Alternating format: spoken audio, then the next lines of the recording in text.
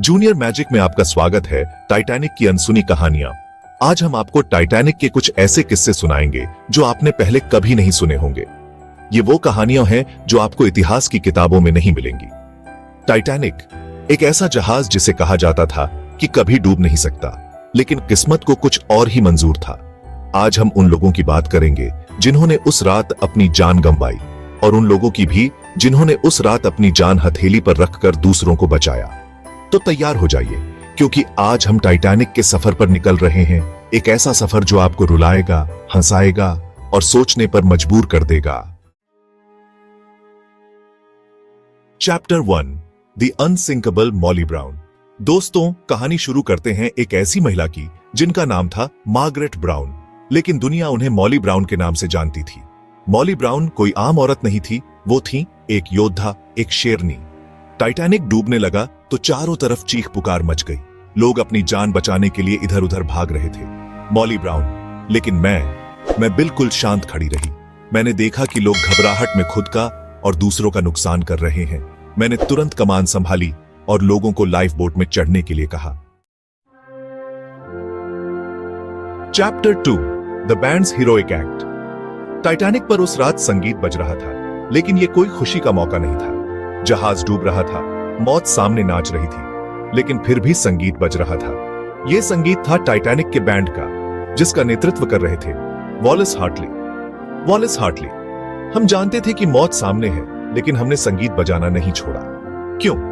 क्योंकि हम जानते थे कि हमारा संगीत डर से भरे लोगों को थोड़ी देर के लिए ही सही सुकून दे सकता है। Chapter 3 the wireless operators. Jack Phillips. दोस्तों, टाइटैनिक के उस सफर में दो हीरो ऐसे भी थे जिनके बारे में कम ही लोग जानते हैं। ये थे जैक फिलिप्स और हैरोल्ड ब्राइड, जहाज के वायरलेस ऑपरेटर। जब टाइटैनिक बर्फ के पहाड़ से टकराया तो जैक और हैरोल्ड ने तुरंत मदद के लिए संदेश भेजना शुरू कर दिया। वो जानते थे कि हर एक सेकंड कीमती है, और उन्होंने एक पल भी नहीं गंवाया। जैक फिलिप्स संदेश के बाद संदेश भेजे जा रहे थे, लेकिन जवाब नहीं मिल रहा था। ठंड से उनके हाथ जमने लगे थे, लेकिन उन्होंने हार नहीं मानी। आखिरकार उनका संदेश एक जहाज ने सुना और सैकड़ों लोगों की जान बच गई। Chapter 4 the Strauses love story. Titanic पर उस रात कई प्रेम कहानियां अधूरी रह गईं, लेकिन एक प्रेम कहानी ऐसी भी थी जिसने मौत को भी मात दे दी। यह कहानी थी इजिडोर और आइडा स्ट्राउस की। आइडा स्ट्राउस, इजिडोर और आइडा एक अमीर दंपति थे, लेकिन उनकी दौलत से भी बड़ा था उनका प्यार। जब टाइटैनिक डूबने लगा तो इजिडोर ने आइडा को लाइफ बोट में बैठने के लिए कहा, लेकिन आइडा ने मना कर दिया।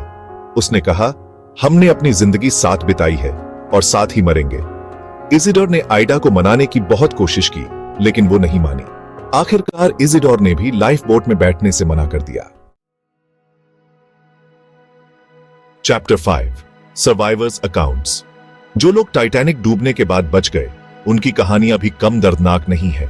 उन्होंने अपनी आंखों के सामने अपने अपनों को डूबते देखा, मौत को बेहद करीब से महसूस किया।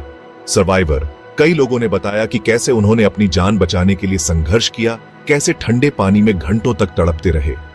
कुछ लोगों ने तो अपने अपनों को लाइफ बोट में बिठा दिया, लेकिन खुद डूब गए। एक महिला ने बताया कि कैसे उसने अपने पति और बच्चे को आखिरी बार अलविदा कहा था। उसकी आवाज में आज भी वो दर्द साफ सुनाई देता है।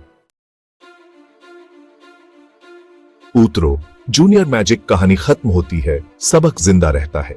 दोस्तों, टाइटैनिक की कहानी दुखद जरूर है, लेकिन इससे हमें बहुत कुछ सीखने को मिलता है। ये कहानी हमें हिम्मत, प्रेम और त्याग का पाठ देती है। अगर आपको मेरी वीडियो पसंद आई हो तो कृपया कमेंट करें। मुझे बताएं कि आपको कौन सी कहानी सबसे ज्यादा पसंद आई। और हां, जूनियर मैजिक को सब्सक्राइब करना ना भूलें, ताकि आपको ऐसी ही और भी रोमांचक कहानियां मिलती रहे।